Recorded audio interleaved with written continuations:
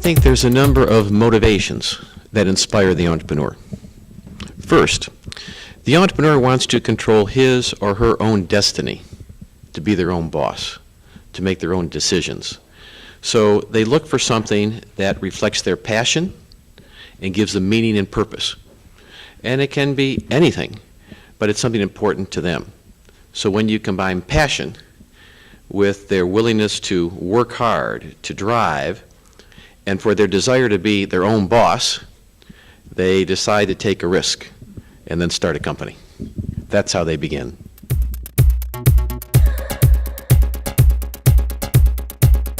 I think entrepreneurs face a few key challenges. One is personal. Should I take a chance? Should I take the risk? Sometimes it's scary because they leap into the unknown, or they decide not to go to a big company, all right? So the first challenge is personal. Can I take the risk, all right? A second challenge, do I have the resources? Do I have enough money? Do I have people? Do I have intellectual property?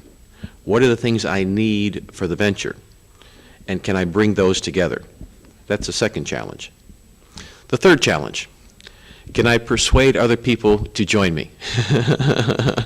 I need their help and their talent to help me build the company.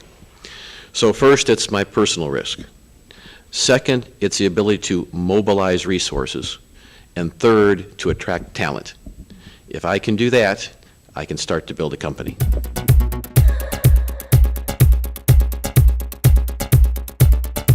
I think that there are many profitable opportunities.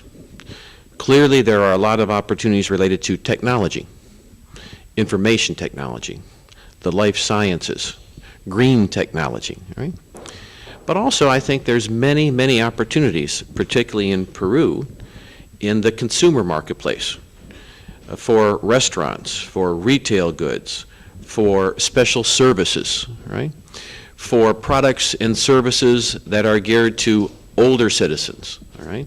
All of these present opportunities that could be very lucrative and very successful for the entrepreneur. The key is that the entrepreneur must do something that has meaning to him or her and also addresses some type of market need. And if you identify the need, then in fact there may be an opportunity. I think this is a very important area of public policy. Right? I think government on the national and local levels can do two things. One is remove barriers for entrepreneurs. Make it easy to start a company. Reduce bureaucracy. Encourage company formation. Provide resources, sometimes to set up funds so people can have access to capital to start an enterprise. So one is to remove the barriers, right? The second thing that government can do is provide opportunity, right? Training programs, access to talented organizations like ISAN or the Leadership Institute, where people can learn how to build a company. So those positive things can encourage entrepreneurs to develop. The third thing that communities can do is to identify and hold up role models. Give me an example of someone who built a good company. I want to see a man or a woman who innovated, who overcame obstacles, who achieved success. Because if I see a role model, I get inspired. So it's important that communities hold up examples of successful entrepreneurs for other people to learn from.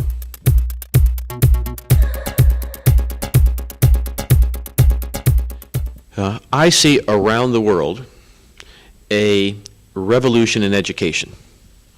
And entrepreneurship is becoming the fastest growing discipline in business schools internationally.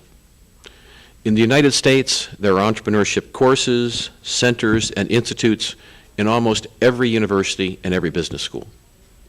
As I travel the world, students want to see that entrepreneurship is a career alternative.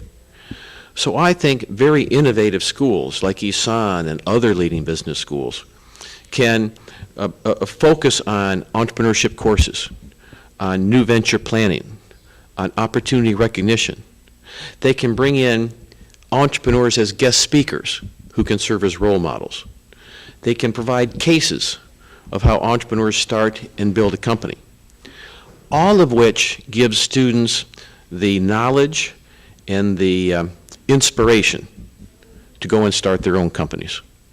If schools do that, then in fact we begin to have a whole range of entrepreneurs starting all kinds of companies in our communities and in our country.